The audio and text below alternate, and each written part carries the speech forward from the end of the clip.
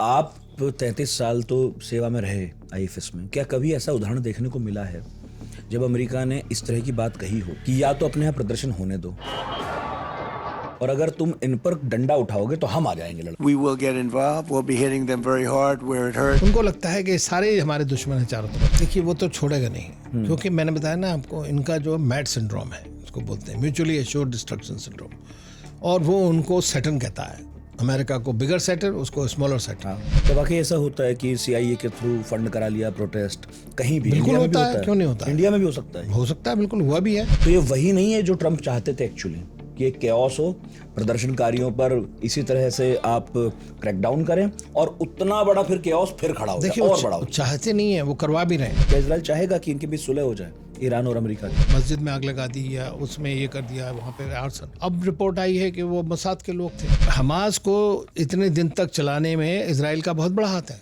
क्या बात कर रहे हैं? स्वराज हमारी मिनिस्टर थी जी। मैंने उनसे कहा, मैंने कहा मैडम यासर अराफात से मिले। हाँ। यासर अराफात ने जानते हैं क्या कहा था? अब आप क्या कह रहे हैं कि इंडिया का टेक उस मामले में क्या होना चाहिए? मोदी जी को आपने इतना क्रेडिट देना पड़ेगा कि वेस्ट एशिया पॉलिसी सबसे सक्सेसफुल पॉलिसी रही। पीएम मोदी क्या करने वाले हैं इस पे?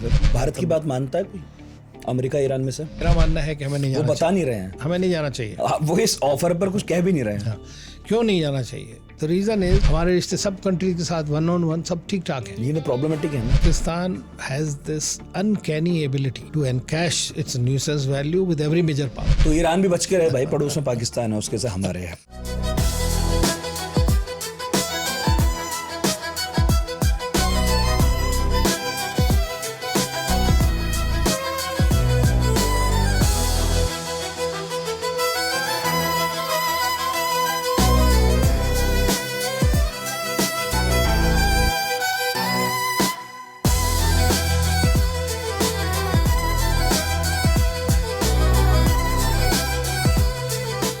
अगर आप सोशल मीडिया पर एक्टिव हैं तो फिर उन तस्वीरों से होकर गुजरे ही होंगे जिनसे एक संदेश मिल रहा है पूरी दुनिया को कि ईरान में 1979 के बाद से जैसा कुछ चला आ रहा था अब वैसा कुछ नहीं हो रहा है।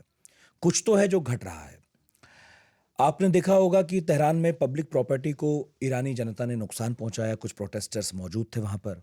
फिर आपने शायद देखा हो वो फोटो जिसमें खामनेई की तस्वीर है और एक महिला सिगरेट से उसे फूंक रही है। आपने मस्जिद को नुकसान पहुंचाते ईरानी प्रदर्शनकारी भी शायद देखे हों और आपने सुने होंगे वो बयान जो डोनाल्ड ट्रंप ने दिए। बयान आपने ईरानियों के भी सुने होंगे जो कह रहे हैं कि इस बार निशाना नहीं चूकेगा।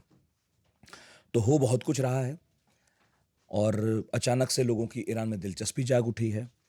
1979 से पहले का ईरान, उसके बाद का ईरान, बिल्कुल दो अलग तस्वीरें हैं। अमेरिका की कोशिश है कि तस्वीर बदले और वो 1979 के पहले वाले ईरान को देखना चाहता है, जबकि खामनेई चाहते हैं कि ये वही ईरान रहे जो 1979 के बाद का था। तो हो सकता है मेरी बातों से आप एक हद तक जटिलता महसूस कर रहे हों, लेकिन अक्सर हम यही करते हैं कि जब कुछ जटिल प्रश्न सामने हों तो किसी एक्सपर्ट को बुलाते हैं। आज भी हमारे साथ ऐसी एक एक्सपर्ट हैं। पिछले 3 दशकों तक आपने भारत को दुनिया भर में रिप्रेजेंट किया। अफ्रीका के कई देशों में आप काम कर रहे थे। अनिल त्रिगुणायत, आपने जॉर्डन, लीबिया, माल्टा में एम्बेसडर के तौर पर काम किया। इसके अलावा आप रशिया में डिप्टी एम्बेसडर भी थे। नाइजीरिया, आइवरी कोस्ट में भी थे आप। वेस्ट एशिया के तो कई देशों में काम किया ही है। बहुत लंबा चौड़ा प्रोफाइल है सर। 33 साल आप आईएफएस रहे हैं। तो अब क्या क्या बताऊंगा इतना ही काफ़ी है जानना कि वेस्ट एशिया की जो भी गतिविधियां हैं उस पर नज़र रखते हैं और आजकल तो टीवी पर एक्सपर्ट के तौर पर कई सारी डिबेट्स में आप इन्हें शामिल होता देखते होंगे। आज हमारा सौभाग्य कि पढ़ाकू नितिन वर्ल्ड अफेयर्स में आप आए, आपने वक्त दिया। बहुत बहुत स्वागत है सर। धन्यवाद, आपने बुलाया नितिन जी। ये एक पहली बार मैं इस पे आ रहा हूँ, तो पॉडकास्ट पर इस वाले पॉडकास्ट पर आपके। तो ये एक देखते हैं कि आगे किस तरह से बता पाता हूँ जो आपने जटिल प्रश्न किए हैं। सर पहले तो एक सिंपल प्रश्न है, वो ये कि अभी जो हम बात कर रहे थे पॉडकास्ट के पहले कि यूएसएस अब्राहम लिंकन जो काफ़ी लंबा चौड़ा जहाज़ी बेड़ा है वो मलक्का में पहुंच गया है। जॉर्डन में F-15 तैनात हैं। डोनाल्ड ट्रंप कह रहे हैं रिजीम चेंज से वो हटेंगे नहीं। ये सारी जो बातें हो रही हैं इनमें आप कितनी सीरियसनेस देख रहे हैं? आपको लग रहा है कि तेहरान में सत्ता परिवर्तन वाकई होगा जैसा वेनेजुएला में हमने देखा है। देखिए, जैसा आपको मालूम है कि 1979 से पहले अगर आप देखें तो ईरान, सऊदी अरेबिया और इज़राइल तीनों अमेरिका के खेमे में थे। 1979 में जब ये इस्लामिक रेवोल्यूशन हुआ तो खुमैनी थे पहले, अब खमैनी हैं। तो खुमैनी जो थे वो आए वहाँ पर, और पूरा वो भी यूरोपियन और सबके सपोर्ट से ही वहाँ पे पहुँचे। उन्होंने एक तरह के इस्लामिक और शिया इस्लामिज़म को थोड़ा सा एक्सपोर्ट करने की कोशिश की, और चूंकि उन्होंने देख लिया कि अमेरिका जो है दुश्मनी करता है, इज़राइल के साथ दुश्मनी है, तो वो एक मैड सिंड्रोम डेवलप हो गया। तब से लेकर के अब तक इज़राइल और ईरान के बीच में एग्जिस्टेंशियल थ्रेट एक दूसरे को मानते हैं। और अमेरिका चूंकि इज़राइल को पूरी तरह सपोर्ट करता है, मिडिल ईस्ट में अमेरिका की पॉलिसी सिर्फ इज़राइल की सिक्योरिटी को बरकरार रखना है, क्योंकि अब वो ऑयल पे डिपेंडेंट नहीं है यहाँ के। पहले एक टाइम पे था जब उनको ऑयल की बड़ी डिपेंडेंसी थी, आज की डेट में वो भी नहीं है। तो अब उनका सिर्फ इंटरेस्ट ये है कि किस तरह इज़राइल सिक्योर हो जाए, और उसी के लिए वो अब्राहम अकॉर्ड्स हुए और ये सारा कुछ जो उन्होंने लगा रखा है। लेकिन इस बार ये हुआ कि ईरान, आपको याद होगा कि कुछ जून में लड़ाई शुरू हुई थी, और चूंकि गाज़ा में हमास करती है, तो ईरान एक तो खुद एक अपने आप में एक बड़ी पावर है, लेकिन इसने बाकी जो रीजन के अंदर में अपने आप को फैलाने के लिए, अपने एक एसिमेट्रिक इन्फ्लुएंस को बनाने के लिए, और 3-4 ऑर्गेनाइजेशंस हैं जो सुन्नी भी हैं, शिरियाई नहीं है सारे, जैसे हमास हुआ, इस तरह हिजबुल्लाह है सीरिया और लेबनान के बीच में, कतैब हिजबुल्लाह है इराक में, और आप अगर देखें तो यमन में हुतीज़ हैं, और इन चारों को ईरान सपोर्ट करता है। तो वो एक एसिमेट्रिक एडवांटेज इसका पूरे रीजन के अंदर में है। अब पिछले कुछ दिनों से हमने देखा है कि सऊदी अरेबिया और दूसरे जो गल्फ़ खाड़ी के देश हैं, उन्होंने ईरान के साथ में काफ़ी नॉर्मलाइजेशन कर लिया अपना। सबकी कोशिश है कि किस तरह रीजनल सिक्योरिटी आर्किटेक्चर बनाया जाए ताकि इंटरनल प्रॉब्लम्स को हम इंटरनली सॉल्व कर पाएँ। ये उनका एक गेम है। ये गेम जो है इज़राइल को सूट नहीं करता, क्योंकि अगर ईरान ज़्यादा स्ट्रॉन्ग हो जाता है तो इसलिए, और ईरान न्यूक्लियर बनना चाहता है, तो न्यूक्लियर पावर अगर हो गया तो उसकी इज़राइल के साथ पैरिटी हो जाएगी, और उस पैरिटी को ना अमेरिका करना चाहता है, ना इज़राइल करना चाहता। तो अभी तक क्या हो रहा था कि कोवर्ट ऑपरेशंस होते थे, जैसे ईरानियन साइंटिस्ट को मार दिया, उनके जो न्यूक्लियर प्लांट हैं उसके अंदर सब वो कुछ सबवर्टिंग कर दिया उसके अंदर में, तो ये सब चल रहा था। लेकिन अब जो इज़राइल हमास वॉर जब से हुआ है, तब से हमने देखा है कि एक बड़ी रणनीति के तहत इज़राइल ने जो ये हमास को, हिजबुल्लाह को, इनको काफ़ी हद तक कंट्रोल कर दिया, उनके लीडरशिप को डिकैपिटेट कर दिया। इवन यहाँ तक कि उन्होंने कहा कि खमैनी जो है इनको भी हम मार सकते हैं। तो लास्ट टाइम ये बात हो रही थी जून में कि खमैनी को उड़ा देंगे क्या वो, और लग रहा था कि हो भी सकता है, क्योंकि अंडरग्राउंड भी हो गए थे, वो अंडरग्राउंड रहे। लेकिन अंडरग्राउंड तो खैर नेतन्याहू भी रहे 12 दिन तक। फिर जब ईरान ने मिसाइल बसाना शुरू किया इज़राइल के ऊपर, तो आपने देखा कि वहाँ की सारी लीडरशिप वो थी। तो अब अमेरिका ने फिर से दोबारा से वही किया। प्रेसिडेंट ट्रम्प की बात यह है कि वो बोल देते हैं कुछ भी, फिर वो उसको कहते हैं कि भाई फॉलो करो, कैसे कोई मेरी बात मान ले। और खमैनी भी उतने ही ज़्यादा एक तरह से मैं कहूँगा दबंग पने से काम कर रहे हैं।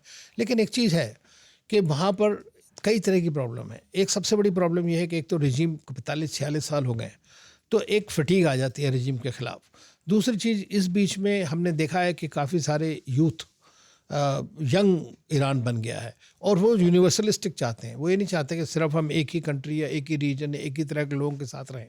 वो अलग अलग बातों में, अलग अलग कंट्रीज़ के साथ में मिल के रहना चाहते हैं। वो अभी इस वक्त में पॉसिबल नहीं है, क्योंकि ईरान के ऊपर इकोनॉमिक सैंक्शंस चल रही हैं बहुत दिनों से। उनकी इकोनॉमी की हालत बहुत ज़्यादा ख़राब है, तो लोगों में आक्रोश तो है ही है। दूसरी चीज़, जब इकोनॉमी ख़राब होती है, आपकी परचेजिंग पावर नहीं रह जाती है, कॉस्ट ऑफ लिविंग बहुत बढ़ गई है, और करेंसी ऊपर से डिवैल्यू हो जाए, और फिर उसके बाद सरकार कहे कि हम टैक्स और लगाएंगे, तो आप सोच सकते हैं कि लोग तो जागेंगे ही, लोग आएंगे ही उसके अगेंस्ट में। अब उसका फ़ायदा कौन उठाएगा? उसका फ़ायदा वो कंट्री उठाएंगे जो चाहते हैं कि रिजीम चेंज हो जाए वहाँ पे। वो होप ये कर रहे हैं कि रिजीम चेंज होगी तो शायद हमारे साथ अच्छे ताल्लुकात हो जाएंगे, पहले की तरह हो जाएगा। लेकिन पहले की तरह नहीं हो सकता है, क्योंकि वो फंडामेंटल डिफरेंसेस उनके बीच में जो हैं वो जाने बड़े मुश्किल हैं। क्या है कि कल को हो सकता है कि IRGC जो मिलिट्री के जो स्पेशल गार्ड्स हैं, रिवोल्यूशनरी गार्ड, वो खाली अयातुल्लाह खमैनी ही को ही रिपोर्ट करते हैं। उसके अंदर में आर्मी जो है वो सरकार के अंडर में आती है, पुलिस सरकार के अंडर में आती है। तो जब तक ये तीनों उस रजीम को सपोर्ट करते रहेंगे तब तक उसको हटाना मुश्किल है। लेकिन अब चूंकि खमेनी खुद 86 साल के हो गए, बीमार भी हैं, तो वहाँ पे भी एक ट्रांजिशन आने का चांस है। तो उसको भी वो लोग देख रहे हैं कि अगर ये ट्रांजिशन हो रहा है तो क्यों ना हमारी पसंद का आदमी आ जाए। इसलिए वो शाह प्रोजेक्ट ले आए, जो शाह का लड़का है उसको कहा, रजा पहलवी को कहा कि भाई अब आपको बड़ा, वो जो तो 1979 तक ईरान की सत्ता संभाले हुए थे, उन्हीं के बेटे, हाँ, उनको लाने की कोशिश। और आपको पता है कि उनके पिताजी को जब लाए थे तो पहली बार 1953 में एक डेमोक्रेसी को उन्होंने, अमेरिका की CIA और UK की जो MI6 है, इन्होंने मिलकर के उसको डेसिमेट किया था, ख़त्म किया था। वहाँ डेमोक्रेटिकली इलेक्टेड लीडर थे और वो ले आए, शाह को बना दिया ऊपर से। हाँ, तो आप ये कह रहे हैं कि डेमोक्रेसी खत्म करके शाह को लाया गया था और आज डेमोक्रेसी लाने के नाम पर खामनेई को हटाने की कोशिश हो रही है। तो ये है और ये ही लोग हैं, अमेरिका, ब्रिटेन, यही सब पश्चिमी ताकत। उनकी आदत है कि जब तक डिवाइड एंड रूल नहीं होगा तो कैसे काम चलेगा। तो अभी भी जो है, देखिए आप, कौन लोग सपोर्ट कर रहे हैं इस रिवॉल्यूशन को? लोग तो डिस्ग्रंटल्ड हैं, लेकिन वो एकदम वो देख रहे हैं कि इराक में क्या हुआ, लेबनान में क्या हुआ, यमन में क्या हो रहा है।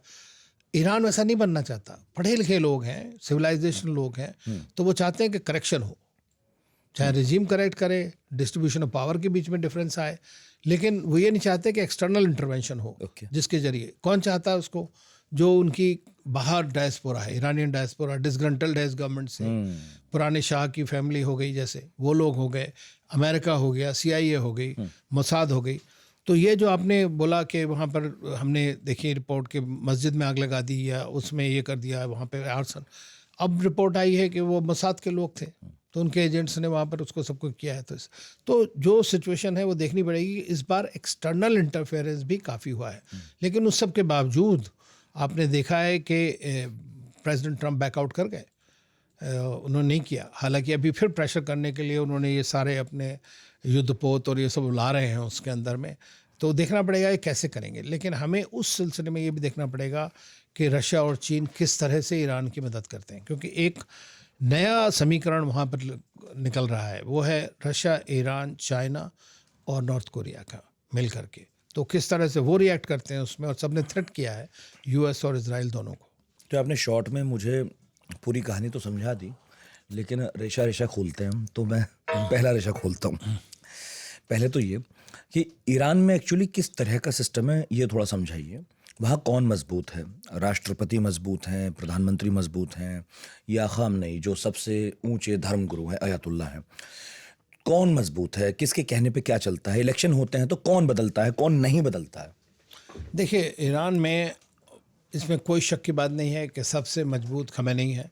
जो रिलीजियस क्लर्जी है उनकी एक काउंसिल भी होती है, लेकिन जो भी रिमिट खमेनी बोलेंगे वही माना जाता है। लेकिन सबके बावजूद ईरान एक बड़ी पुरानी डेमोक्रेसी है, selective democracy I would say. Election नहीं होता वहाँ, ज़्यादातर सिलेक्शन होता है, लेकिन फिर भी ये काम करती है।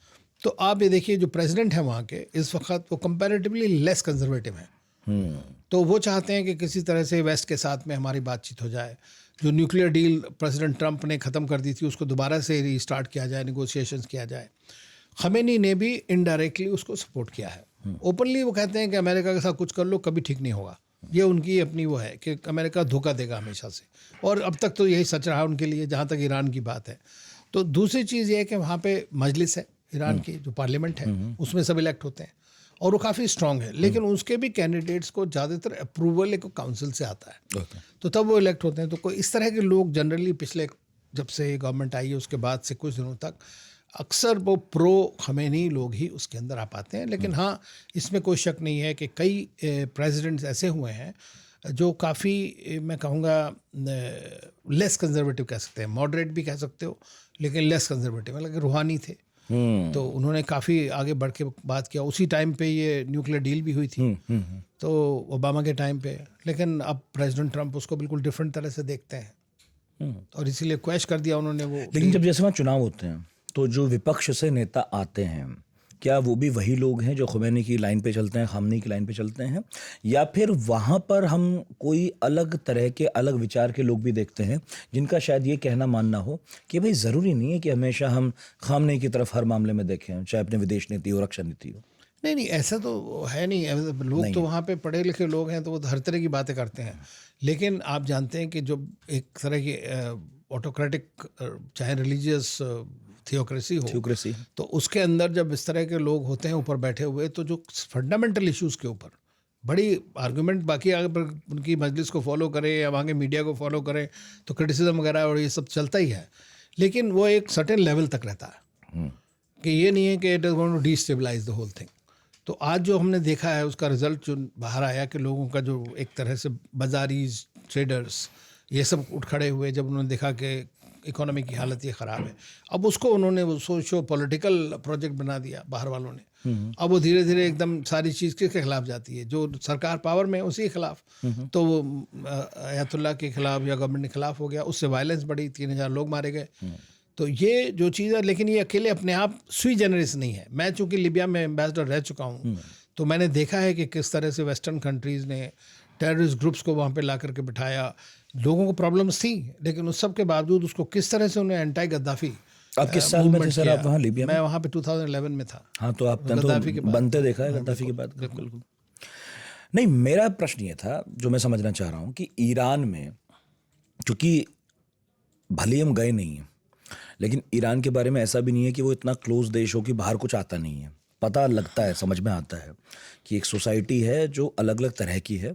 इनफैक्ट वो इतना बड़ा मुल्क है, बहुत कम लोगों, क्योंकि नक्शा कभी देखते मेरे पीछे तो लगा है, बहुत बड़ा मुल्क है जिसमें कई तरह की संस्कृतियां हैं। बिल्कुल। इनफैक्ट जो बलूचिस्तान एरिया है वहाँ का, मैं अक्सर बोलता भी अपने साथियों से कि वो पाकिस्तान के बलूचिस्तान एरिया से बहुत ज़्यादा अलग नहीं है, दोनों लगभग एक जैसे हैं। वहाँ उर्दू स्पीकिंग बहुत लोग हैं और वहाँ बहुत सारे ऐसे सामानों की खपत होती है जो इंडिया में भी बिकते हैं, और आना जाना पाकिस्तान के बलूचिस्तान से ईरान के बलूचिस्तान में बहुत आसान है।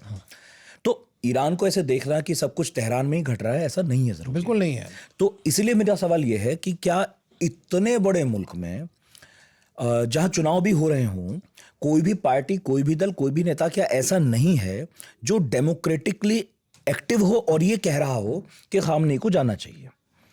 जिंदा रह पाते हैं ऐसे लोग?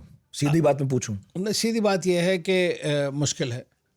हाँ, लेकिन ये कि कंट्रोल काफ़ी है वहाँ पर। देखिए, जो उनकी जो पुलिस है या वहाँ की जो खबरात जिसको बोलते हैं इंटेलिजेंस है, वो भी काफ़ी स्ट्रॉन्ग है।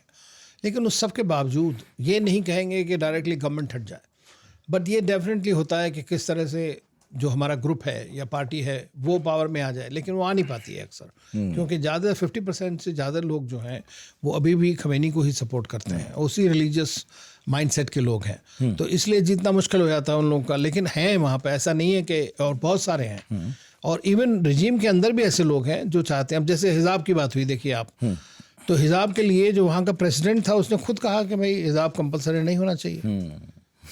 आप इससे अंदाजा लगा, तो आज की डेट में जो आप कह रहे थे सिगरेट जला रही हैं लड़कियां, या वो जो इस तरह की खमैनी की फ़ोटो से, अब ये क्या दिखाता है कि वहाँ पे ये हुआ, उनको कोई मारा तो नहीं गया उन लड़कियों को या किसी को किस तरह से? नहीं, अभी तक तो हालांकि ऐसे कई उदाहरण थे जिसमें माना जा रहा था कि कोई अगर रिलीजियस नियमों को फॉलो नहीं करता तो वहाँ की रिलीजियस पुलिस उन्हें उठा के जेल में डालती है, टॉर्चर भी करती है। ये होता था। और जो आप बयान दे रहे हैं, क्या उससे ये नहीं लगता है कि एक बार फिर ऐसा हुआ है, माहौल तो बना है कि सरकार खुद सोचने को मजबूर हुई है कि थोड़ी बहुत आज़ादी दे दें क्या, जैसा MBS ने किया सऊदी अरब में? हाँ, नहीं, महासा अमीनी का जो केस था, वही देखिए 22 में, उससे उनको एकदम वो लग गया कि भाई हम ये चीज़ चल नहीं सकती है, ठीक है ना, इस हद तक नहीं सकता। और जब इंटरनली लोगों ने करना है, भाई आप सोचिए सबकी लड़कियां हैं, सबकी वाइफ्स हैं, तो they come out and they speak, तो वो कहते हैं कि फ्रीडम दे दो। जैसे अब MBS की बात आप कर रहे हैं, मैं सऊदी अरेबिया अगर याद दिलाऊं 2009-10 में जब गया मैं, तो वहाँ पे बहुत ही डिफरेंट काइंड का मॉरलिटी पुलिस हर जगह घूमती रहती थी, आपको फट पकड़ के ले जाएगी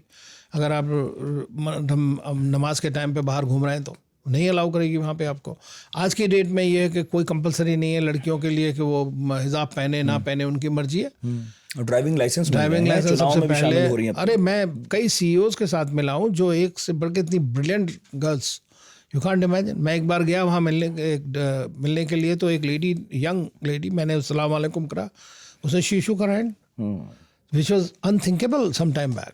तो Saudi Arabia is going in a very different direction because Mohammed bin Salman has realized that you cannot keep 50% of your population under the cover.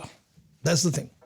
तो ईरान में इस तरह की सोच देखिए, ईरान हमेशा से बड़ा प्रोग्रेसिव था।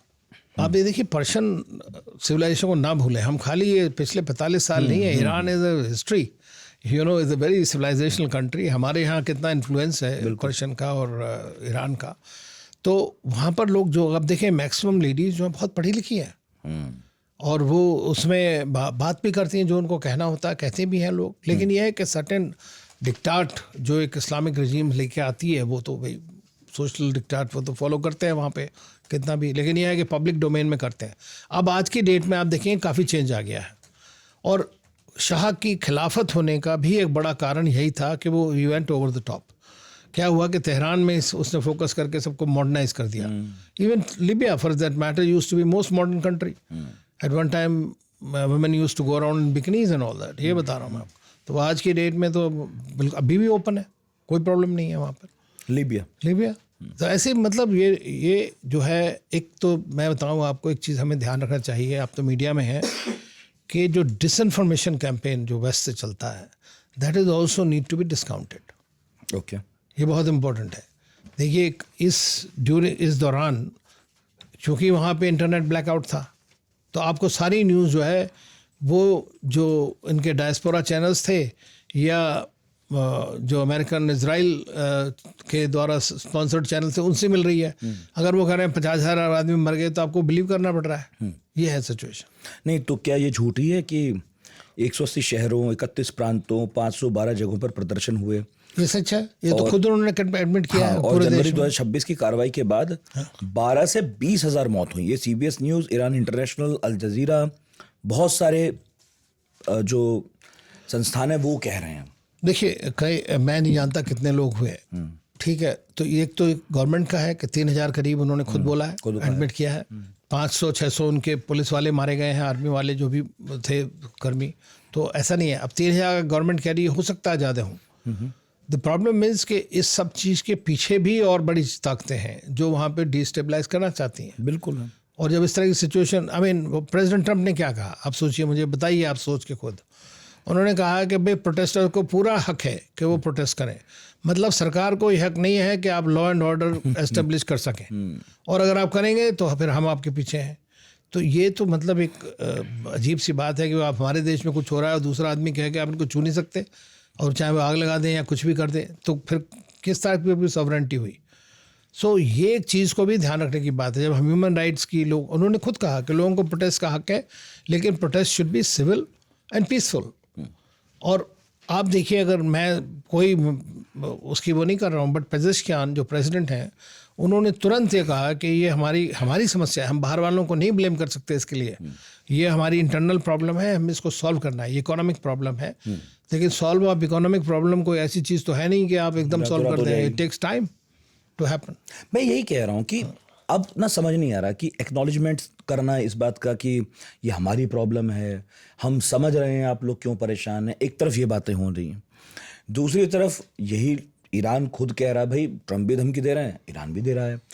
तो एक ना अजीब सा कन्फ्यूज़न है कि ईरानियन स्टेट क्या वाकई अपनी गलतियों की तरफ देखकर उसे सुधारना चाह रहा है, या जिस तरह की वो धमकियां भी दे रहा है ट्रंप को भी, क्योंकि जान से मारने की धमकी देना उसे ट्रंप हल्के में तो लेंगे नहीं जिस तरह के वो आदमी हैं। तो ये फिर ऐसा लगता है कि ईरान फिर वही कर रहा है जो वो करता रहा है। देखिए, वो तो छोड़ेगा नहीं, क्योंकि मैंने बताया ना आपको, इनका जो मैड सिंड्रोम है, उसको बोलते हैं म्यूचुअली एश्योर्ड डिस्ट्रक्शन सिंड्रोम, और वो उनको सैटर्न कहता है। अमेरिका को बिगर सैटर्न, उसको स्मॉलर सैटर्न, दोनों को, इसराइल को। तो वो तो चलता रहेगा, जैसे अब ट्रंप कहता है उसको वैसे वो कहता है। तो इसी ये तो चलता है एक दूसरे लेवल पे। लेकिन अगर, और मैंने लिखा भी इसके बारे में, कि अगर इस वक्त ये सरकार और आयतुल्लाहs ये नहीं जानते कि किस तरह से सिचुएशन को सॉल्व करना है, किस तरह से लोगों को ठीक करना है, तो फिर उनके डेज आर नंबर्ड। दूसरी चीज़, अगर वो एक हाई हैंडेडनेस करके लोगों को जैसे हैंग कर देते हैं या कुछ कर देते हैं, तो आप देखिए, it will be very difficult for them to control the country. और क्या ये वही नहीं कर रहे हैं जो ट्रंप ने चाहा होगा या अमेरिका ने चाहा होगा? अगर प्रदर्शनकारियों पर क्रैकडाउन करते हैं, उन्हें कहते हैं हम तुम्हारी कमर तोड़ देंगे, और भी बहुत कुछ कहा है, बहुत सारे बयान आए हैं, तो ये वही नहीं है जो ट्रंप चाहते थे एक्चुअली? कि एक कैओस हो, प्रदर्शनकारियों पर इसी तरह से आप क्रैकडाउन करें और उतना बड़ा फिर कैओस फिर खड़ा हो जाए देखिए और बड़ा हो? चाहते नहीं है, वो करवा भी रहे हैं। ये सोचे ना, इसमें डिफरेंस है। अगर आप कोई काम करना चाहते हो, मैं ना करने दूं, आपको रोक दूं, या आप जा रहे हैं कहीं, मैं आपको गड्ढे में धकेल दूं, गिर गए तो फिर कहा कि आपने मार दिया। This kind of situation is also happening. तो एक्सटर्नल इंटरफेरेंस हमारे इंडिया में नहीं होता है। सारे western countries they don't like an independent India is strong India. तो often you see this kind of underhand dealings. आप तो राजदूत रहे हैं, क्या वाकई ऐसा होता है कि सीआईए के थ्रू फंड करा लिया प्रोटेस्ट कहीं भी? बिल्कुल इंडिया में भी होता है, क्यों नहीं होता है? इंडिया में भी हो सकता है? हो सकता है, बिल्कुल हुआ भी है। ऐसा हुआ है? आप जॉर्ज सोरोस का नाम आपने सुना होगा, वो फंड करते हैं इस तरह की चीज़ें। बांग्लादेश का पूरा रिवोल्यूशन ही उसी से मैनेज हुआ है। देखिए, प्रॉब्लम बेसिक कंडीशंस होती हैं, डिससेटिस्फैक्शन होता है, यूथ के अंदर है, लोगों के अंदर है, हर आदमी बेटर चाहता है ना। इफ सरकार डिलीवर नहीं कर पा रही है तो एक तो है आपके पास में क्रिटिकल मास। अब उस क्रिटिकल मास को एक्टिवेट कैसे किया जाए, ये काम वो लोग करते हैं। अगर आप उनकी बात नहीं मान रहे हैं या ज़्यादा you are standing up against them too much, then you will see this will happen. This happens everywhere. It's a routine, I would say, playbook. ऐसा ही होता है? ऐसा ही होता है, और जो कर सकता है वो करता है। ये भी है। पिछले साल जब मिसाइल्स गिरी थी ईरान में, तब बहुत सारे लोगों ने ये अनुमान लगाया था कि अब अमेरिका थोड़ा आगे बढ़ेगा और अब रिजीम चेंज कर लेगा, और खामनेई के बारे में कहा जा रहा था कि वो छुपते घूम रहे हैं। तब कुछ नहीं हुआ, सिर्फ वो 2-3 दिन जो होना था हुआ और अमेरिका पीछे हट गया। तब क्यों नहीं कर लिया? अब क्या ज़रूरत है दोबारा नए सिरे से करने की? तब कर लेते। देखिए, जून में और अब में कितना ज़्यादा फर्क तो है नहीं, कुछ ही महीने का फर्क। दूसरा जून आया भी नहीं है। हाँ, अभी वो हुआ नहीं है। लेकिन ये है कि चूंकि उनको ये है कि इजराइल के खिलाफ एक ही खतरा है रीजन के अंदर, और वो है ईरान। क्योंकि मैं आपको बताऊं, कई इजराइल लोगों से मैं मिला हूँ, वो कहते हैं कि हम we hold Iranians as almost equal to us in intellect and technological prowess। ये आप सोच सकते हैं, उनकी भी इंटेलिजेंस बड़ी ज़बरदस्त है, ऐसा नहीं है। तो और ये बात सच है, दोनों एक दूसरे के काफ़ी वो हैं। और इसीलिए हमने देखा है कि जो पिछली बार हुआ था, पिछली बार का था, मैं समझता हूँ कि it was a fixed match. Okay, समझ रहे हैं? देखिए, इजराइल ने अटैक किया दमस्कस में ईरान की एम्बेसी के ऊपर। अब आपने एम्बेसी का मतलब है कि आपकी सॉवरेनिटी के ऊपर अटैक हुआ, उसका जवाब ईरान ने देना ही देना है। अगर वो नहीं देता है तो नेचुरली है कि इसकी जो पावर बनी हुई है या हुआ बना हुआ वो ख़त्म हो जाएगा। उसने कहा कि हम अटैक कर रहे हैं। अटैक करने से पहले सारी खबर दे दिया गया 1 घंटे पहले, 2 घंटे पहले, कि भाई इस तरह हम इस टाइम पे करेंगे। ज़्यादातर मिसाइल्स या आपके ड्रोन्स से शॉट डाउन हो गए। उसके बाद में इजराइल ने अटैक किया। इजराइल ऑल्सो मेंटेन्ड, कोई ज़्यादा हानि नहीं हुई, 1-2 जगह गिरा छोटा मोटा। तो it was a fix match. अब नेक्स्ट टाइम जब हुआ तो इजराइल ने और ज़्यादा लेवल पे किया और ट्रंप को भी अपने फंसा लिया। Trump did not want it. मैं आपको लिबिया के बारे में भी कह सकता हूँ कि USA was not interested in going into Libya. It was France जिसने उसको फोर्स किया, बिकॉज उस वक्त का जो फ्रेंच प्रेसिडेंट था सार्कोजी, उसने गद्दाफी से 80 मिलियन यूरोज लिए हुए थे अपने कैंपेन के लिए। अब वो सोच रहा है कि अब एक्सपोज जाऊँगा मैं, तो इसलिए उसने अटैक करवाया वहाँ पर। सार्कोजी ने? जी, ये तो पब्लिक डोमेन में है। और उसके बाद में अब जब एक बार हो गया तो नेटो कम वो कर लिया, फिर यूएन सिक्योरिटी काउंसिल का रेजोल्यूशन भी फोर्स कर दिया, तो फिर उसको हटाया गया इस तरह से। तो इसी तरह से सारी जो रिजीम चेंज हुए हैं, और अमेरिका का रिजीम चेंज एजेंडा जो है वो तो स्टैंडर्ड प्लेबुक है भाई। 70 से ज़्यादा तो उनके खुद नेशनल सिक्योरिटी एडवाइज़र ने एडमिट किया है। अभी आपने देखा वेनेजुएला में क्या हुआ। अब वो कोई आप सोच सकते हैं लॉ एंड ऑर्डर है उसके अंदर कोई चीज़ में, या कोई इंटरनेशनल लॉ नाम की चीज़ है? आप 33 साल तो सेवा में रहे आईएफएस में, क्या कभी ऐसा उदाहरण देखने को मिला है जब अमेरिका ने इस तरह की बात कही हो कि या तो अपने यहाँ प्रदर्शन होने दो, जो तुम्हारे ही प्रदर्शन है, लोकल हैं, और अगर तुम इन पर डंडा उठाओगे तो हम आ जाएंगे लड़ने? कभी लड़ने नहीं भी आए, लेकिन उन्होंने सैंक्शंस करी हैं। नहीं, सैंक्शंस तो किया है। नहीं, वो कह रहे हैं घुसेंगे भी। नहीं, वो क्या किया है उन्होंने, देखिए आप आपके उनका जो लैटिन अमेरिका में कितनी बार हुआ है, 79, 89। अब प्रेसिडेंट को पहली बार भी एक बार ले आए थे उठा के। हाँ बिल्कुल, ठीक है ना। तो वो जगह जगह रिजीम चेंज कर दिया उन्होंने। उनको लगा कि हमारे लायक नहीं है, तो पहले आप स्टार्ट कराते हो वो प्रोटेस्ट। उसके अच्छे छोटे मोटे कंट्री नहीं हैंडल कर सकते हैं इस चीज़ को ना, because very difficult for them. उनके और बड़ी बड़ी पावर है एकदम तो, और उनका पास रिसोर्सेज कितने हैं देखिए, they are masters in this art. तो वो फट से कर देते हैं और उसमें। लेकिन ये ईरान एक बड़ा देश है जैसे। और दूसरी चीज़ मैं कह रहा हूँ कि अगर ईरान को वो ये सोचें कि हम इंटरवेंशन के ज़रिए वहाँ पर रजीम चेंज कर सकते हैं, देखिए उनको कुछ करने की ज़रूरत ही नहीं है। अगर यहाँ की रजीम खुद ही गलती करेगी तो अपने आप ही हटा दी जाएगी, इसमें कोई शक की बात नहीं है। क्योंकि जिस दिन IRGC आर्मी खिलाफ हुई and they refuse to protest की, जैसे बांग्लादेश में या कई जगह हमने देखा है हुआ है, तो अगर वो होता है तो आप देख लेंगे कि फॉरेन रजीम को तो है व्हाट इज रजीम, जनरेशन चेंज हो रही है, बस सोचने समझने का तरीका बदल रहा है। IRGC और आर्मी में भी जो लोग हैं वो भी तो यूथ है और वो बन सकते हैं। You see at one day, if one day let us say, मैं ये कहता हूँ ना आप रजीम चेंज कर रहे हो but it's a known quantity, अब वो क्या पता कल कौन सी रजीम आएगी। अच्छा हाँ, कुछ लोग ये भी कह रहे थे कि ट्रंप दरअसल लीडरशिप नहीं खत्म करना चाहते खामनेई जैसे लोगों को, क्योंकि उसमें एक खतरा ये है कि फिर नेगोशिएशन किसके साथ करोगे आप। जो नए लोग आएंगे वो पिछली बार आएंगे नहीं पता है। नहीं, पिछली बार ये बात थी, ये बात काफ़ी हद तक चली कि, और इसीलिए ट्रंप ने ईरान को एक पॉसिबिलिटी की कि भाई आप हमारे बेस के ऊपर अटैक कर सकते हो। हाँ, that was a quid pro को, चलो मतलब अपना फेस सेविंग कर लो, फेस सेविंग हो गई। अच्छा, but it was that's why it's a fix match है।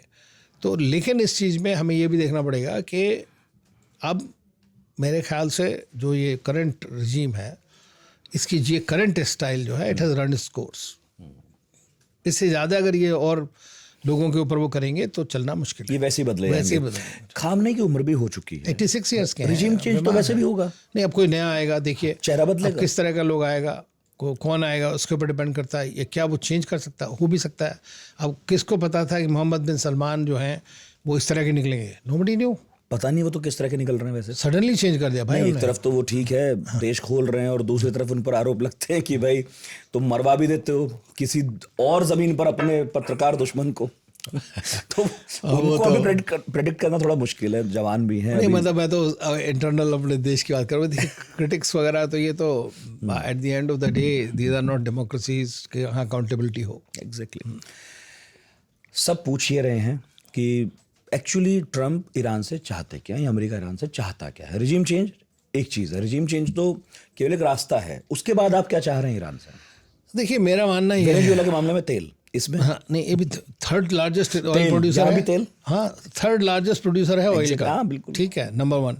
नंबर 2, अगर वो रजीम मान लीजिए ख़त्म हो जाती है जो टोटली कम्प्लीटली अगेंस्ट, अब जैसे शाह ने क्या कहा कि जैसे ही मैं अगर टेक ओवर करता हूँ तो सबसे पहले मैं इजराइल को रिकग्नाइज करूँगा, न्यूक्लियर प्रोग्राम को डिसबैंड कर दूंगा। ठीक है, अब ये जो बातें हैं यही अमेरिका चाहता है। और प्रोफेसर जॉन मैशमायर हैं एक बहुत बड़े माने जाने प्रोफेसर, उन्होंने क्या कहा कि if I was an Iranian national security adviser I would have procured nuclear weapon long back. कोई थ्रेट की बात ही ख़त्म हो जाती। तो ये थ्रेट से प्रेसिडेंट ट्रंप ने क्या किया है कि उनको और रिजॉल्व बढ़ा दिया। अब देखिए पहले न्यूक्लियर डील के अंदर में कंट्रोल था। ड्यूरिंग दिस पीरियड ईरान जैसे जो 2 साल के अंदर में ईरान ने न्यूक्लियर एनरिचमेंट को कहाँ से कहाँ ले गया।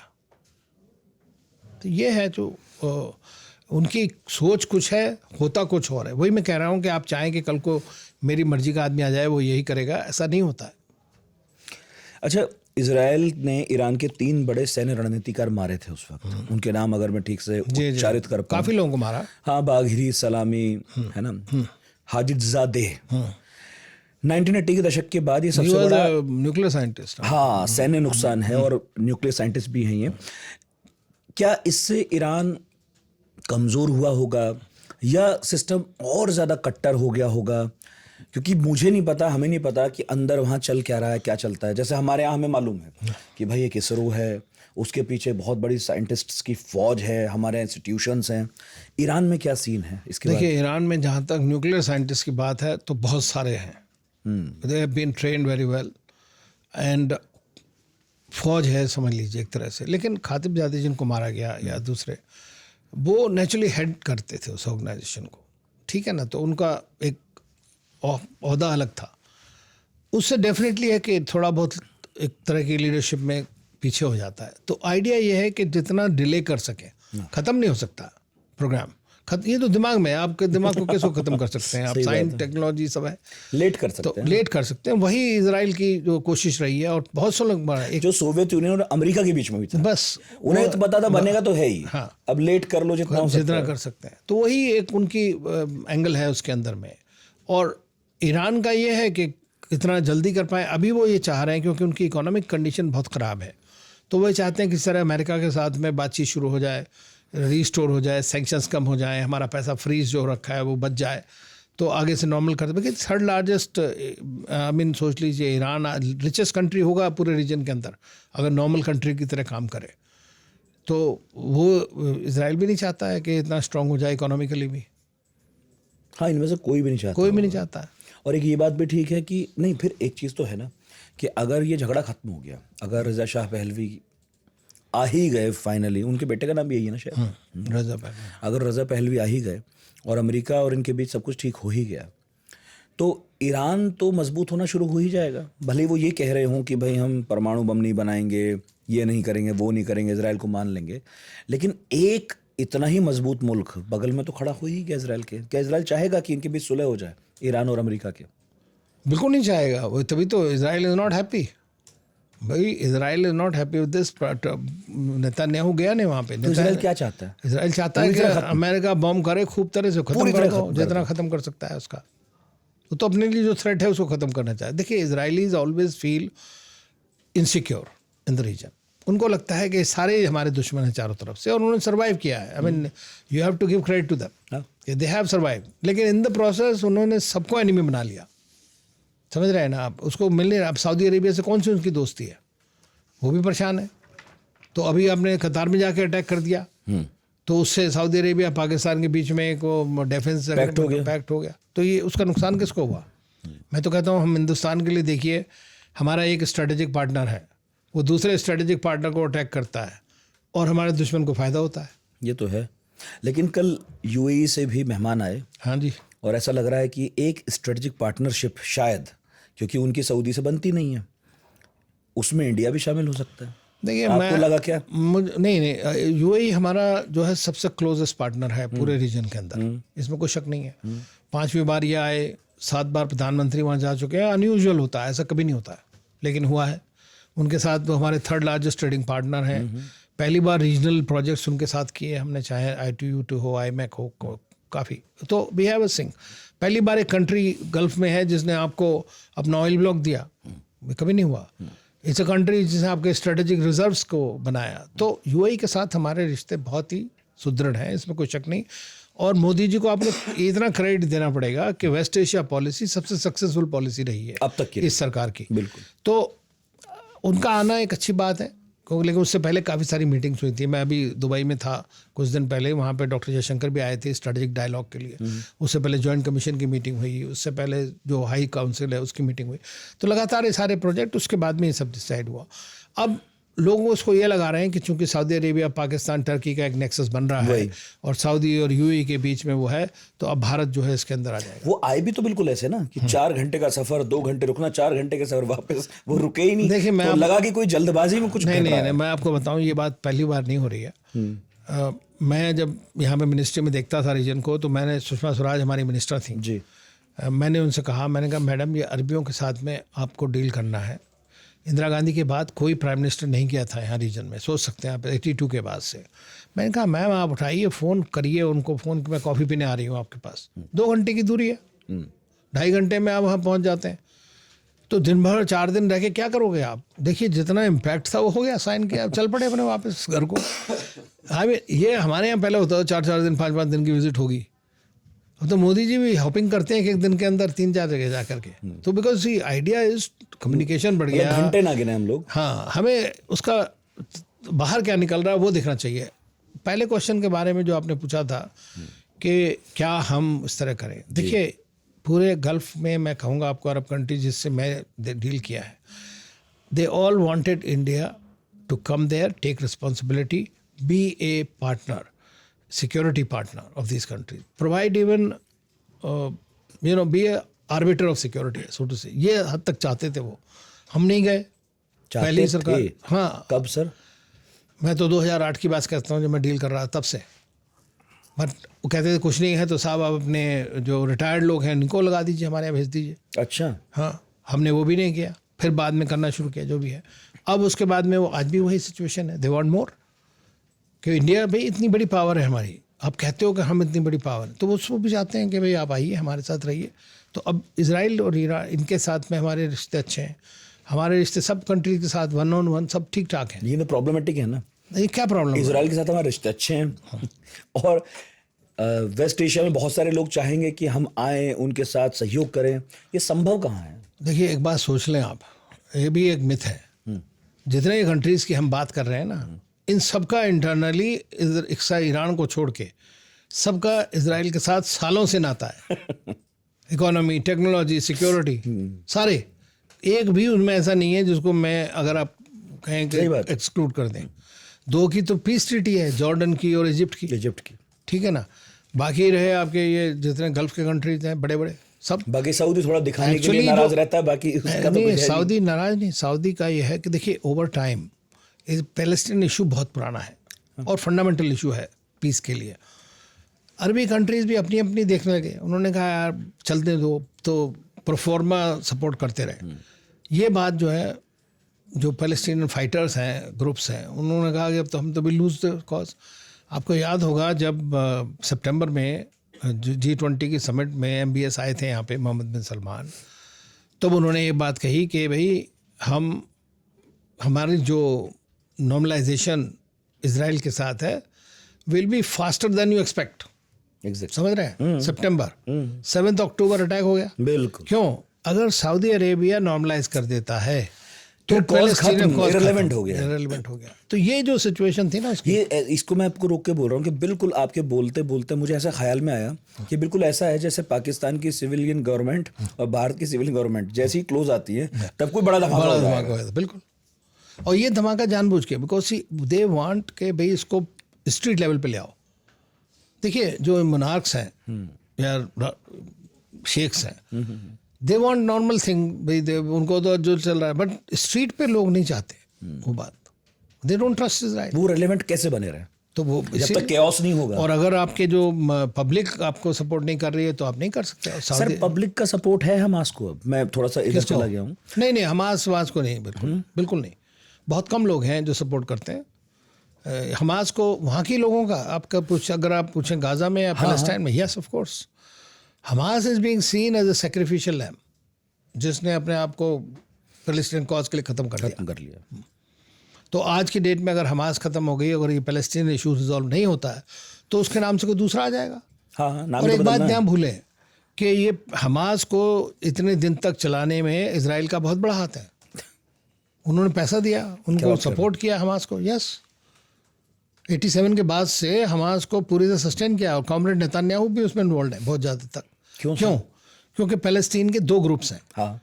ठीक है, एक तो हमास वाला हो गया और दूसरा PLO हो गया। बिल्कुल। तो उनको डिवाइडेड रखना है। अगर वो डिवाइडेड नहीं रहेंगे तो फिर पैलेस्टीन कॉज एक हो जाएगा। जब एक हो जाएगा तो वो ज़्यादा स्ट्रांगली लड़ सकते हैं। तो divide and rule, that's what they were supporting. नहीं, लेकिन जो PLO वाला है, जो ये है PLA वाला, तो इसमें ये तो शांति प्रिय लोग हैं। अब हो गए ना, पहले तो उसको भी आप अराफात के बाद से अराफत को भी तो आप टेररिस्ट ही कहते थे, ये लोग कहते थे। क्यों मिलजुल कर खत्म नहीं कर लिया इस कॉज को? क्यों किसने? आप जैसे नेतन्याहू वगैरह के बारे में बात कर रहे हैं, तो क्यों इन्होंने अराफात जैसी ताकतों के साथ मिलकर इसे खत्म नहीं कर लिया, प्रॉब्लम को सॉल्व क्यों नहीं कर लिया? भाई प्रॉब्लम नहीं है, सीधी बात यह है कि नेतन्याहू जो है और उनकी अल्ट्रा राइटिस्ट गवर्नमेंट है, वो ये कहती है कि पैलेस्टीनियन हो ही नहीं सकता स्टेट, 2 स्टेट सोल्यूशन हम मानते ही नहीं, बात खत्म। जब आप बिल्कुल नहीं, मैंने एक दिन बोला किसी को, मैं कहा देखिए 1948 में जब UN सिक्योरिटी काउंसिल रेजोल्यूशन ने 2 स्टेट बनाई थी, ठीक है, एक पैलेस्टाइन होगा, एक इजराइल होगा। इजराइल ने मान लिया, पैलेस्टाइन उस वक्त नहीं माना, लड़ाई लूड़ी चलती रही।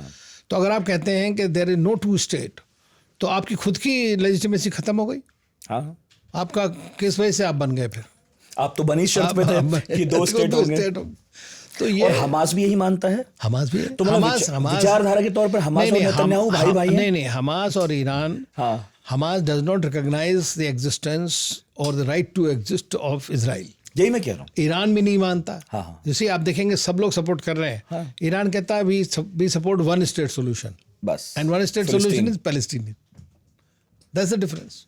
तो बेसिक प्रॉब्लम है, बेसिक फंडामेंटल। अगर आप सेम पेज पर नहीं है, इस सेम पेज पर नहीं है, तो फिर ये संघर्ष तो अनवरत है, निरंतर है और बस चलता रहेगा। और जब तक ये देखिए रुक सकता है, रुक ये सकता है कि अगर जैसे सारी दुनिया अब इतने 140 कितने कंट्रीज़ ने मेरे ख्याल से ऑलरेडी सारे यूरोपियन ज़्यादातर सब ने उसको रिकॉग्नाइज कर दिया पैलेस्टाइन को, करेक्ट। अब यूएन के अंदर भी है, उसके एम्बेसीज भी खुली हुई है, हमारे यहाँ भी खुली हुई है, हमने खुद बना के दी, ठीक है। तो अब आप उसको ये कहते हैं कि इस्लाम का कोई कंट्री नहीं है, ये क्या बात होगी? कभी ना कभी तो होगा, वो भी लड़ने को तैयार है सारी ज़िंदगी।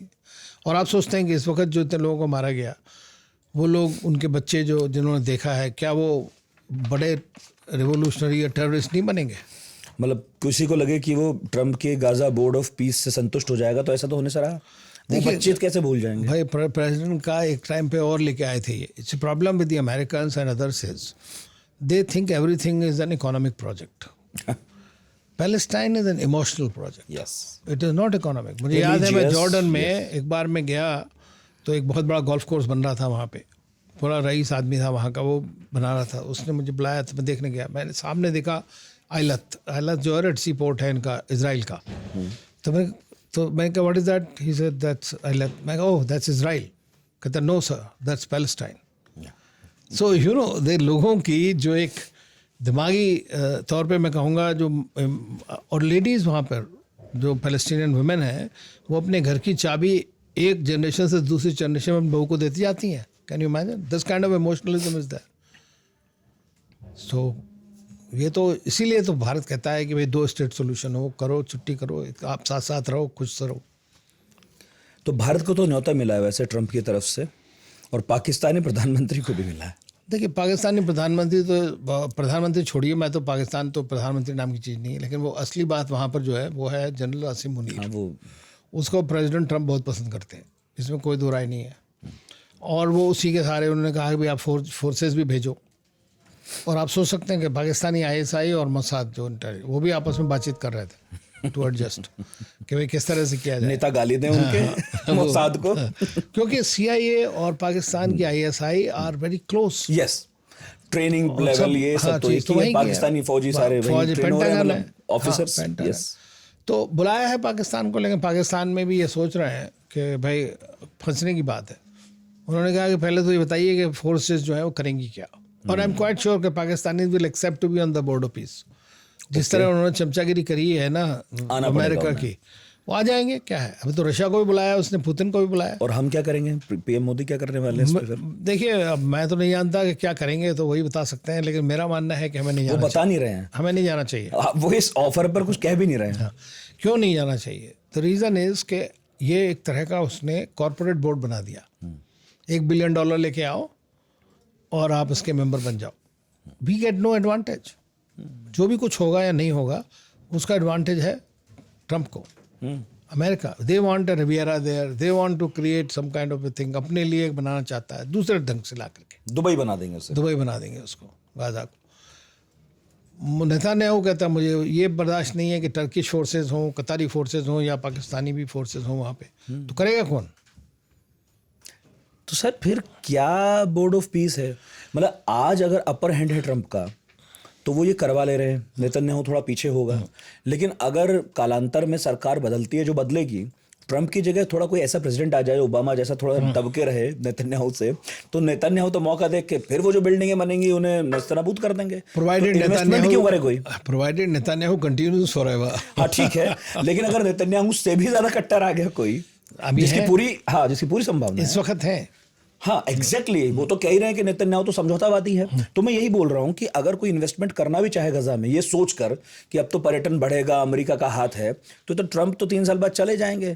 तो किसको पता है कि कल इजराइल क्या करेगा वहां पर? नहीं, ये क्वेश्चन तो है।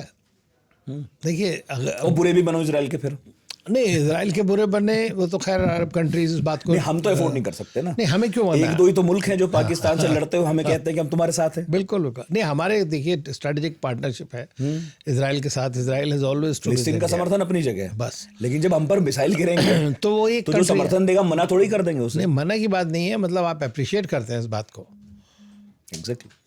ये इसमें देखिए कुछ भी माने या ना माने, जो भी कुछ करें, आज से नहीं है, जब हमारे रिलेशंस में नहीं थे। और मैं 90 से पहले जब मैं गवर्नमेंट में डिप्टी सेक्रेटरी था मिनिस्ट्री में, तो हमने मेरे टाइम पे हमने इसका 1992 में रिलेशनशिप को we took to full diplomatic level. क्या सलाह दी थी आप लोगों ने? पेंदर से मारा होगा, टाइम की बात है। नहीं, हम पहले उससे यासर अराफात से मिले। हाँ, यासर अराफात ने जानते हैं क्या कहा था? उसने कहा, जब हम बताया हैं दिल्ली की बात, हमने कहा तो उसने कहा कि देखिए, I am very happy, you are our brothers.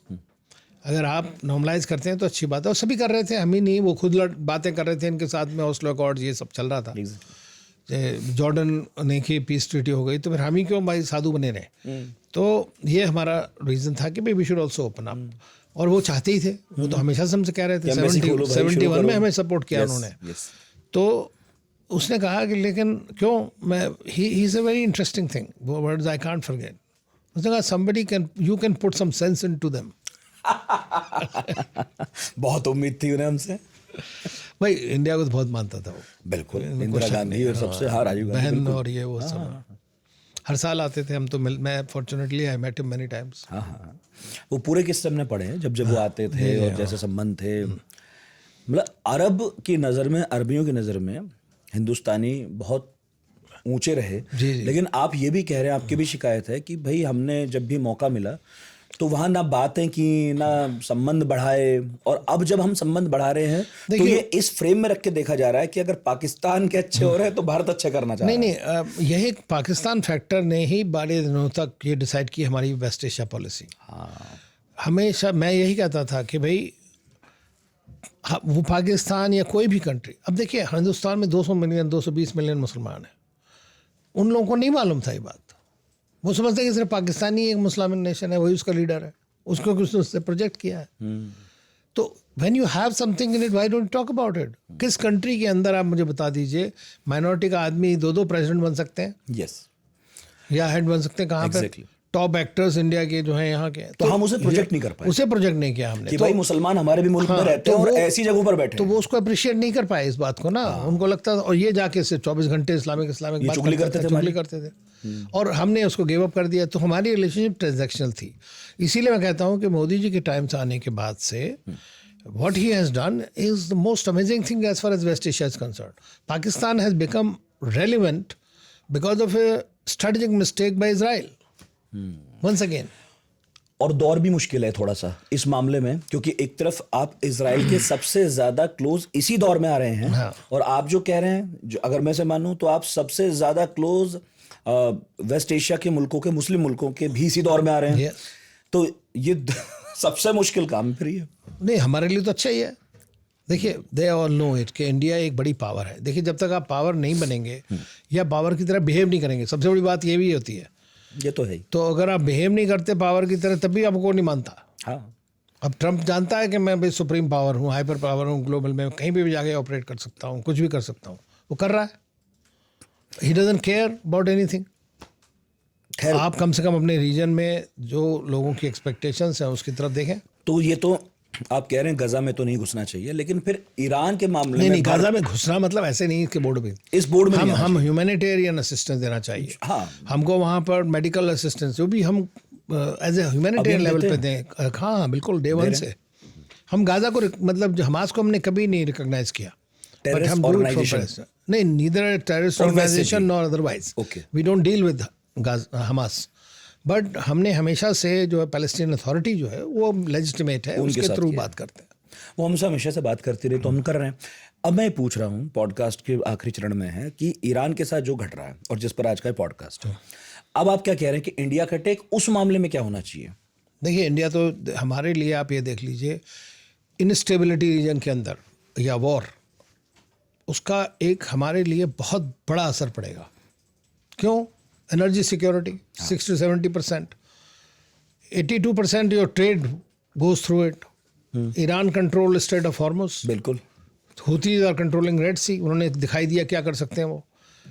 तीसरी चीज़ है आपके फर्टिलाइजर्स, आपकी फूड सिक्योरिटी पे इम्पैक्ट पड़ेगा, इकोनॉमिक एंगेजमेंट आपका, और सबसे इंपॉर्टेंट चीज़ आपके 10 मिलियन इंडियंस, उनकी सेफ्टी सिक्योरिटी क्या होगा? क्योंकि अगर लड़ाई होती है तो ईरान इधर उधर मारना शुरू कर देगा, अपने मिसाइल तो हर एक कंट्री के ऊपर में लगाएगा। तो पिछली बार हूथीज ने स्ट्राइक करी अबू धाबी के ऊपर, याद होगा आपको, उसमें हमारे 2 इंडियन मर गए। हमारा जहाज भी रोका था, इंडियन उसमें थे, मुझे याद है। मुझे यहाँ से फिर हमने एक युद्धपोत भेजा, तो फिर कैसे कैसे छूटे हैं वो। तो वो जो हमें हमारे लिए सबसे ज़्यादा, तो इसलिए इंडिया की जो पॉलिसी है, डॉक्टर जयशंकर ने बात करी फॉरेन मिनिस्टर से भी, और अमेरिकन जो रूबियो से भी बात करी, सबसे बात जो कर ही रहा है भारत, तो वो चाहता है किसी तरह से ये नॉर्मल। भारत की बात मानता है कोई अमेरिका ईरान में से? देखिए, ईरानियन तो चाहते हैं कि हमसे अच्छे रिश्ते रखें, क्योंकि उनके लिए भी स्ट्रेटेजिक बैलेंसिंग है with against China by having close relations with India. वो भी स्ट्रेटेजिक बैलेंसिंग उनके लिए हो जाती है, नहीं तो चाइना ही वहाँ पे सब कुछ हो जाएगा। लेकिन ये डिपेंड करता है कि हम कितना इन्वॉल्व होते हैं। देखिए, अगर उनको ये लगेगा कि आप डर के मारे हमसे बात ही नहीं करना चाहते अमेरिका के, तो फिर देन यू लूज रिस्पेक्ट। हमने तेल खरीदना बंद किया ही है, वो किया हमने, लेकिन उसके बाद में भी वो कंटिन्यू करते रहे। अब अगर आप चाबहार पोर्ट की ऐसे बात होती है, अगर आप उससे भी बाहर हो जाएंगे या छोड़ देंगे किसी वजह से, तो may be it is short term it is good for you. तो सर चाबहार में हैं अभी हम? गवर्नमेंट के हिसाब से तो है। मैंने तो ये सुना है कि सारे निर्माण बंद है, जितने ब्लॉगर्स वहाँ जाते हैं दिखाते हैं तो कुछ हो भी नहीं रहा। 26 अप्रैल तक तो है लीगली। अच्छा, लीगल कागज पे है? कागज पे। अच्छा, लेकिन हमारा वो मैंने उनको दे दिया ना, Iranians will be managing it. हमारा 10 साल का प्रोजेक्ट था वहाँ पे, $120 मिलियन वगैरह कुछ देना था, वो सब कर दिया है।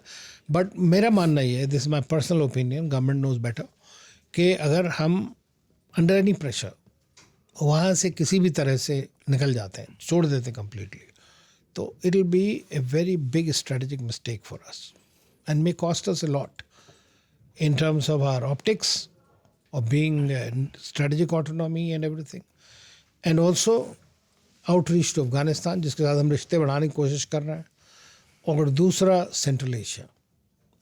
How will you do that? ये मेरे को तो समझ नहीं आया। मे बी जो कर रहे हैं वो जानते हैं। इसमें कोई शिया एंगल भी आप देखते हैं? क्योंकि हिंदुस्तान में बहुत बड़ी आबादी है शियाओं की, जो बड़े सम्मान से रहती है, मतलब पाकिस्तान की तरह का मामला नहीं है। नहीं तो शिया कई बार, नहीं मैं बस पूछ रहा हूँ। हाँ, नहीं बात समझ रहे हैं आप। जी जी। शिया जो है कश्मीर में, लखनऊ में, इधर मतलब अपने यूपी वगैरह में बहुत सारे हैं, काफ़ी परसेंटेज है, और वो इंडियन है वो तो। लेकिन नेचुरली है कि उनका रिलीजियस एफिलिएशन तो है ही है वहाँ पे। बिल्कुल, लेकिन वहाँ उनके तीर्थ स्थान है, तीर्थ स्थान है। लेकिन उससे हमें ये पॉलिसीज़ जो स्ट्रेटेजिक रिक्वायरमेंट्स हैं हमारी, या हैं एंगेजमेंट के लिए, उसके लिए बड़ा इम्पोर्टेंट है कि हम उसको प्राइमरी फोकस दें। देखिए, P2P कनेक्ट तो है ही है हमारा, हम तो कहीं नहीं जा रहा, ना ईरान के साथ, ना इजराइल के साथ, ना कहीं, हर जगह हर एक के साथ है, क्योंकि इतने सारे हम लोग हैं, और हम इतने सारे लोग हैं कि हर देश में हम तो, और मिलियंस तो वहाँ भी हैं, मिडिल ईस्ट में, सब जगह, हर कंट्री में। इवन ईरान से हमने इवैक्यूएट किया अभी लोगों को। हाँ, तो स्टूडेंट 40,000 कितने स्टूडेंट्स थे वहाँ पे हमारे, वो सब आ गए। दूतावास फंक्शन कर रहा है अभी। हाँ हाँ बिल्कुल। पर्यटन हालांकि थोड़ा कम हुआ है। नहीं, वो रिलीजियस ज़्यादा टूरिज्म होता है वहाँ पे। रिलीजियस टूरिज्म तो पहले तो वो लोग अपना वीज़ा फ्री कर दिया था इंडियन के लिए। हाँ एग्जैक्टली सर, अभी भी है, अभी भी है ऑन अराइवल। हाँ हाँ, अभी भी। हाँ, तो मतलब हमारे संबंध तो ठीक ही है, तो हम तो ये उम्मीद करें कि ईरान के साथ वो ना हो, हाँ ठीक रहे, जिसकी संभावना पूरी दुनिया जता रही है। नहीं, बदले रिजीम तो ईरानियंस बदले। हमारा ये कहना है कि आपको रिजीम बदलनी है तो वहाँ के लोगों को बदलनी चाहिए। एक्सटर्नल इंटरवेंशन के जरिए भारत हमेशा खिलाफत में रहा है, और भारत उसको सपोर्ट भी नहीं करता है कभी भी। तो वो जो चीज़ है, मैं समझता हूँ उससे नुकसान होगा, और नुकसान ऐसा होगा कि हमारे लिए भी उसका डायरेक्ट रेलिवेंस है, ना कि ईरान के लिए खाली। ईरान में चलिए बदल गई सत्ता किसी भी तरह से, अगर लड़ाई में बदल गई हमें इतना फर्क नहीं पड़ा, अगर ईरान में कुछ होता है तो फर्क पड़ता है। बिल्कुल फर्क पड़ता है, क्योंकि आपके नेबर हैं भाई, एक्सटेंडेड नेबरहुड है आपका। मैं तो कई बार कहता हूँ कि ये हमारे लिए वेस्ट एशिया अपने इमीडिएट नेबरहुड से भी बहुत ज़्यादा इंपॉर्टेंट है, ये है, क्योंकि एग्जिस्टेंशियल है हमारे लिए। आखिरी सवाल, ईरान की बहुत बड़ी सीमा पाकिस्तान से मिलती है, इनफैक्ट बलूचिस्तान प्रांत जिसकी हम बात कर रहे थे, नाम ही बलूचिस्तान है उनका भी और इनका भी, जो प्रांत है। एक तरफ वो फ्लर्ट कर रहे हैं अमेरिका के साथ पाकिस्तानी, और दूसरी तरफ मैं अक्सर सुनता हूँ उनके पॉडकास्ट में, चैनल्स पे बहुत सालों से, कि ईरानी तो अपने भाई हैं। ईरान के साथ जब यूएस का टकराव आप और हम देख रहे हैं, तो ऐसे में पाकिस्तान के लिए फिर क्या होने वाला है? क्योंकि अभी वो सऊदी अरब के साथ एक सिक्योरिटी पैक्ट में ही फंसे हैं, जहां वो इस पे भी घबरा रहे हैं कि सऊदी पता नहीं कहाँ लड़ाई लड़ दे और उनको भी लड़नी पड़े जाके। देखिए, ऐसा है कि ईरान और पाकिस्तान का जो है वो लव हेट रिलेशनशिप है। अच्छा, बलूचिस्तान के लेकर भी है। आपको याद होगा कि 1 साल पहले इन्होंने दोनों एक दूसरे के ऊपर अटैक किया था, मिसाइलें चल रही थी, एयरक्राफ्ट से उन्होंने अटैक करी थी। तो ये चलता रहता है दोनों के बीच में उसके। लेकिन ये है कि जो भी बॉर्डर एरियाज जिस कंट्री के साथ होते हैं कहीं ना कहीं थोड़ा बहुत तो रिफ्ट रहता ही है इसमें। लेकिन जहाँ तक ईरान के ऊपर अटैक की बात है, वहाँ पर चूँकि सऊदी अरेबिया ने कहा है कि हम अपना एयर स्पेस नहीं देंगे आपको, कतार ने मना कर दिया, सारे कंट्रीज़ ने अमेरिका को बोला कि हम नहीं अलाउ करेंगे, तो पाकिस्तान जो है वो एक बेट बना हुआ है, रेंटियर स्टेट है और उसकी रेलेवेंस उसी से ही है। तो क्या वो पैसे कमाएगा इस बार भी? भाई देखिए, अपने अड्डे देखे, अगर आपके पास में कुछ है नहीं तो आप जो भी जहाँ से भी मिले दे दे अल्लाह, समेटेगा कहीं तो समझेगा। चलिए, पाकिस्तान के लिए एक और मौका है। पाकिस्तान का एक चीज़ ज़रूर सोचने वाली है और हमारे जो स्ट्रेटेजिक कम्युनिटी है उसको भी सोचना पड़ेगा कि Pakistan, I put it in English, Pakistan has this uncanny ability to encash its nuisance value with every major power. ये सच, चाहे वो रशिया, चाइना, हो, यूएस, सच में सबके साथ। तो ये बात हमें समझनी पड़ेगी क्यों और क्या रीज़न है उसका। मतलब हम हंसते मुस्कुराते बात तो कर रहे हैं, लेकिन कई बार जब हम गंभीरता से सोचते हैं तो अगर पाकिस्तान की यही हालत रहने वाली है और पाकिस्तान में जिस तरह से अंदर ही अंदर जिस तरह के असंतोष उभर रहे हैं और अब जैसे उसके अफगानिस्तान से भी संबंध खराब हुए हैं, उसके परमाणु बम वाकई कोई बहुत सुरक्षित है नहीं। पर वो तो कभी नहीं था, लेकिन वो तो अमेरिकन के हाथ में है ना उनका परमाणु बम, तो उसको तो पूरा सर घबराए तो वो भी रहते हैं, तो वहीं इसीलिए तो घबराए थे कि टीटीपी ना घुसाए, वो पता नहीं क्या हो वहाँ। नहीं घबराए तो देखिए ऐसा है कि आपने, सॉरी टोक कर बोल रहा हूँ, मुझे अभी याद आया ओसामा बिन लादेन की रेड के बाद वहाँ पर पाकिस्तान के प्रतिनिधि गए थे और मैं नाम भूल रहा हूँ, शायद कैरी गए थे। ये ऑफर किया गया था कि आपके परमाणु बमों की सुरक्षा हम लोग कर सकते हैं। तो कर ही रहे हैं वो तो। America they is not worried about the Pakistani bomb. मैंने आपने देख लिया पेंटागन और आर्मी का, रावलपिंडी का बहुत बड़ा साथ है। तो इस और पाकिस्तान में कौन इम्पोर्टेंट है? आर्मी। दुनिया, सारी दुनिया में देशों के पास आर्मी होती है, हाँ, पाकिस्तान में आर्मी के पास देश है। तो ये एक बड़ी बात। और इसलिए अमेरिका पाकिस्तान का शायद बुरा नहीं मानता कि अगर वहाँ ओसामा बिन लादेन निकल आए कोई बात नहीं, मसूद अजहर वहाँ है कोई बात नहीं। देखिए ऐसा होता है, उन्हें पता सब है। हाँ पता सब, लेकिन वो जब करते हैं जब उन्हें उसका कोई इम्पैक्ट होना होता है। ये नहीं कि उन्हें नहीं मालूम था कि ओसामा बिन लादेन वहाँ नहीं है, आप सोच सकते हैं बात तो। लेकिन उसको निकाला जब उनको उसकी आवश्यकता थी, ताकि इम्पैक्ट बड़ा बढ़ जाए, भाई इलेक्शन हो रहा है, फलाना हो रहा है। वैसे जरदारी पर एक किताब आई है, उनके पीए ने शायद लिखी है, मैं पढ़ रहा था हाल फिलहाल, उसमें ये भी लिखा था, अब जिक्र आया तो ऐसे इधर उधर टहल रहा हूँ, मैं बात कर रहा हूँ। मिस्टर 10% नहीं, हाँ मिस्टर 10% तो है ही कि ओसामा बिन लादेन को, दरअसल ओसामा बिन लादेन को हैंडओवर ही किया एक तरह से, उसका ठिकाना आर्मी नहीं बताया और उसके बदले उन्होंने रकम वसूली। हो सकता जब है, उन्हें लगा कि अब वैसे तो कोई बहुत जरूरी नहीं यूज है नहीं उसका, पैसा लिया। हो सकता है। और इस बात का जिक्र पाकिस्तान के इदारों में, सरकारी इदारों में था कि मे बी ये हमारी ही आईएसआई ने या आर्मी ने कोई डील की है जो सिविलियन गवर्नमेंट को नहीं पता। हो सकता है। हाँ, अब हिदायतुल्लाह बाबर शायद उनका नाम, इनकी किताब है, खरीद कर पढ़नी चाहिए। देखिए किताब है। बहुत दिनों से ये बातें आती नहीं है, समझ बाद में पता लगती हैं, धीरे धीरे निकलेंगी सब बाहर। तो लेकिन इसमें कोई शक की बात नहीं है, हो सकता है बिल्कुल, क्योंकि he was useless for them. वो तो निगोशिएटिंग टूल था, हाँ, बस वही है, वो कर लिया उन्होंने। और उस वक्त कई आतंकवादी पाकिस्तान ने ऐसे ही पकड़वाए हैं। हाँ, पैसे लिए। देखिए आप, अमेरिका कहता है कि, अब याद है आपको इसके ट्रम्प की अपनी स्पीच में, फर्स्ट स्पीच में उसने बोला, वो जो डेनियल पर्ल को मारने वाले के उसको हमने दिया, उन्होंने हैंडओवर कर दिया उसको। तो जानते हैं उमर शेख था। हाँ, तो कहाँ पे कर सकते हैं। तो पाकिस्तानी गेम खेलते बड़ा बढ़िया। तो ईरान भी बच के रहे भाई, पड़ोस में पाकिस्तान है, उसके से हमारे है।